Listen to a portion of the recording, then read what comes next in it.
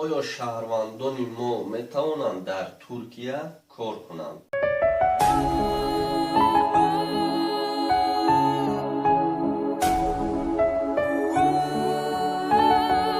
хуш, салом алейкум дӯстони азиз, ман ҳастам бо шумо Али Акбар. хуш омадед ба канали Ҳамнаво.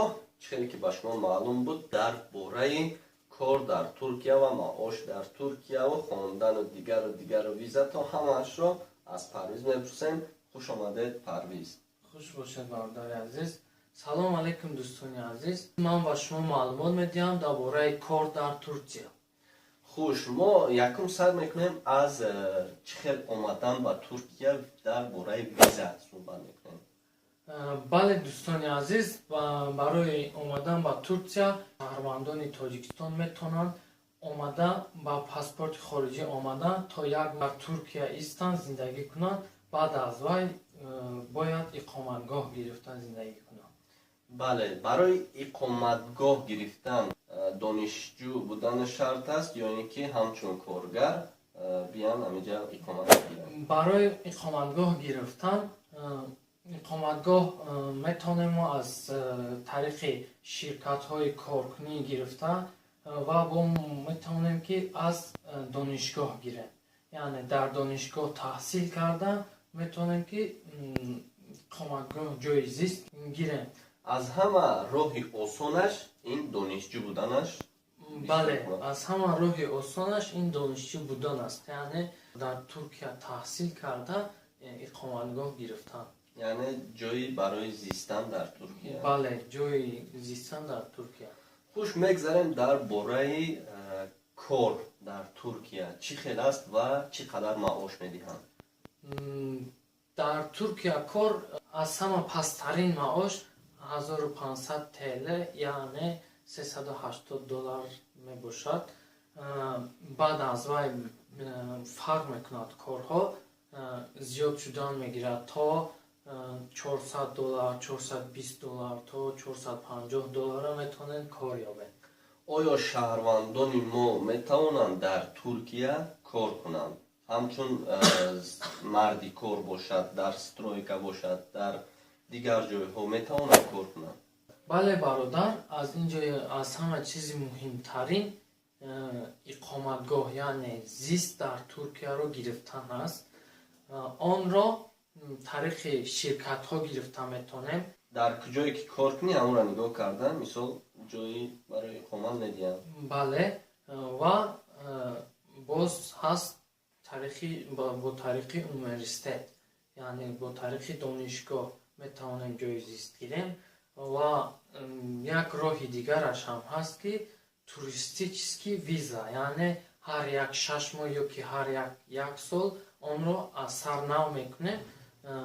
дар туристический визаш бояд дар шоти мо, дар картаи банкии мо як миқдор сум бояд бошад. мисол мегирем, Туркия хуб аст барои кор кардан ё ин ки Русия? чихел ки муҳоҷирои мо дар Россия кор мекунанд, оё маоши инҷа ба маоши Русия як аст ё ин ки намедонам кадомаш хубтар аст барои муҳоҷирон? аз ҷиҳати дастгирии полисҳо дар Русия бисёртар тафтиш мекунанд ҳуҷҷатҳоро. дар Туркия бошад ин система ҳаст ки дар номи ту дар қайд меравад, яъне бисёр тафтиш намекунанд то вақте ки ягон ҷиноят, ягон кори хато накунӣ, тафтиш намекунанд. ман дар 4 сол мешавад ки дар Туркия зиндагӣ мекунам, ҳамагӣ 3 бор ё 4 бор маро тафтиш кард. ин ҳам барои сафар як шаҳр ба дигар шаҳр? бале, аз як шаҳр ба дигар шаҳр рафтан ба тариқи автобусҳо дар роҳҳо полисҳо тафтиш мекунанд ҳуҷҷатҳои ҳар як шаҳрвандро. хел ки бигем ранги Россия дар раҳо меқафанд тафтиш мекунанд, ин хел нест, то вақте ки ягон хатогӣ накунӣ.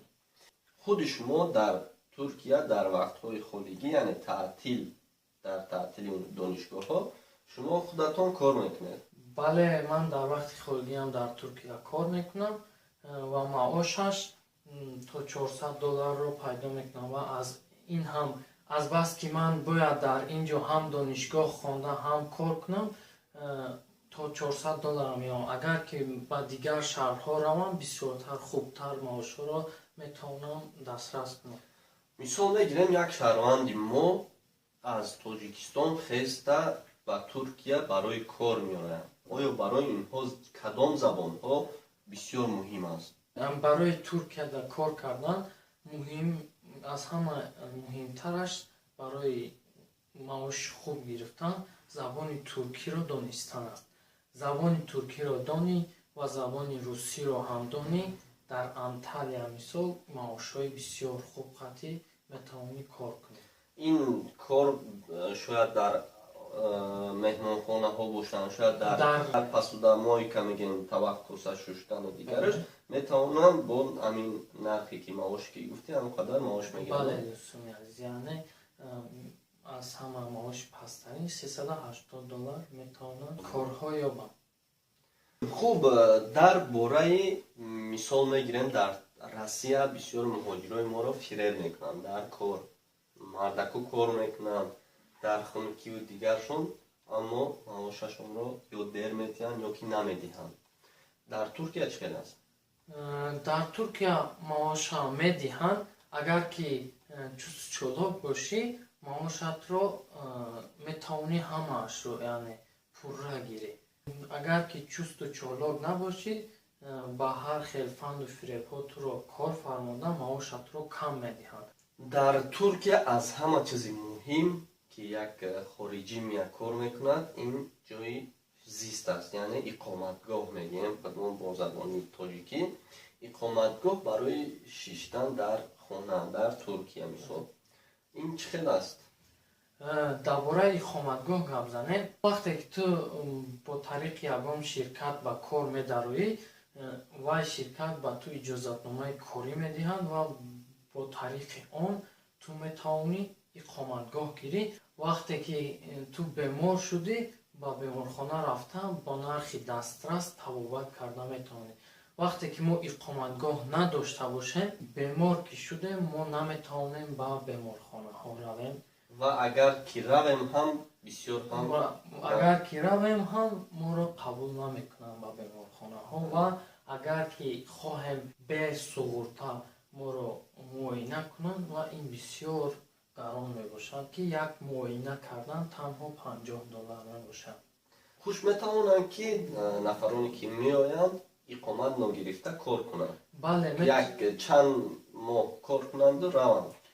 бале, метавонанд биёянд кор кунанд, аммо вақте ки кор мекунанд ягон хатокӣ кардан ё ки дар тафтиши пулисҳо ғалт диданд, онҳоро депортатсия карда ба Тоҷикистон равон мекунанд. Якчанд нафар бародаронам дар бораи магистра гуфтанд, мегӯянд ки дар Россия мехонем ва метавонем ки перевод гирифта дар Туркия магистра кунем. Бале бародар, ман дар ин бора ҳам маълумоти кӯтоҳакак медиҳам. Дар видеои оянда мо дар бораи донишгоҳ суҳбат мекунем ва дар он ҷо маълумоти пурраашро медиҳам. Бале, метавонед ки оед дар Туркия магистратура кунед. тариқи имтиҳонҳои байналмилалӣ, яъне TOEFL, IELTS, SAT метавонед биёед дар ин ҷо магистратура кунед. хуш, боз дар бораи донишгоҳ як видеои дигар дар оянда мешавад. боз саволҳо бошад, дар поён нависанд, ҳатман ҷавоб мегардонем. бинандагони азиз, як навори дигар ба поён расид. мо ҳам ташаккур мегӯем ба Парвиз. ман ҳам ташаккур мегӯям ба тамоми бародарони тоҷикам, ва аз ин видео ба бародарони ман агар ягон фоидаам расида бошад, бисёр хушҳол мешавам. хуш, дӯстони азиз, боз метавонед саволҳои худро дар инстаграми ман aliakbar.tj саволҳои худатонро ба мо равона кунед. мо мехонем ва ин гуна навошҳоро барои шумо пешкаш мегардонем. барои дастгирии моро метавонед танҳо бо воситаи лайк, яъне класс, дар ҳамин видео класс монед, яъне лайк монед.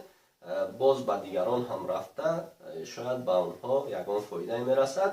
ва дар канали Тоҷзорон, яъне канали ман мебошад, он метавонед обуна шавед ва дар оянда ҳамин хел видеоҳои хубро пешкаши шумо мегардонам. агар видео ба шумо писанд омада бошад ҳатман лайк монед ва дар канал обуна шавед то наворҳои дигар сарбаланду хонаобод бошед.